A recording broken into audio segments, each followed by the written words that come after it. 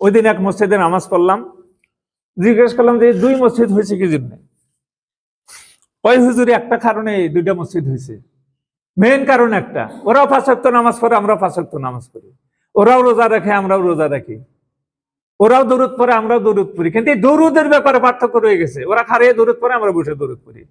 আমাদের এই বৈশা দরুদ পড়া ওরা মানে না, আবার আমরা ওদের খাড়া হয়ে দরুদ পড়াটা মানি না। আমি কইলাম যে তোমরা মানো না কি জন্য বলো দেখি, এই খাড়া হওয়াটার ব্যাপারে তোমরা মানো না কি জন্য? খাড়া হয়ে মানে না এই জন্যে, নামাজের মধ্যে দরুদ পড়তেছি, সভা সমিতিতে যে দরুদ পড়তেছি, বিভিন্ন জায়গায় দরুদ পড়তেছি, কোনো জায়গায় দাঁড়ানোর দরকার হয় না।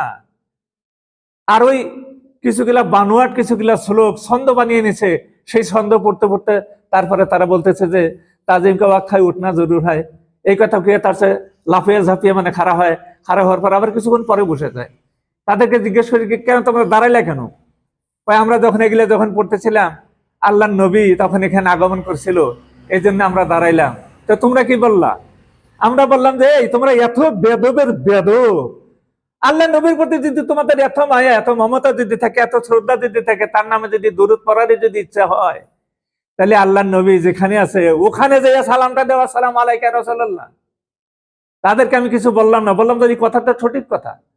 যদি এরকম যদি দরদ যদি থাকে যে আল্লাহ নবীর উপস্থিতিতে তোমরা সালাম দিবা, তাহলে মদিনার মসজিদে যাও, সেখানে যে বলো আসসালামু আলাইকা রাসূলুল্লাহ।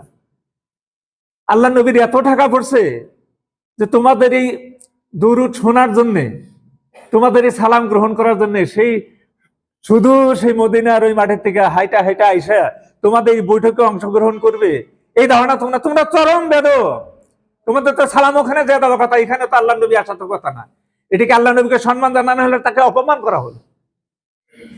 তোমাদের মতো লাখ লাখ মানুষ সারা পৃথিবীতে দরুদ পড়তেছে, আল্লাহ নবী কয় জায়গায় যাবে? কয় যে আল্লাহ নবী সব জায়গায় বিদ্যমান হাজির। নাউজুবিল্লাহ, আল্লাহ নবী তো বিভিন্ন জায়গায় হাজির থাকার কথা।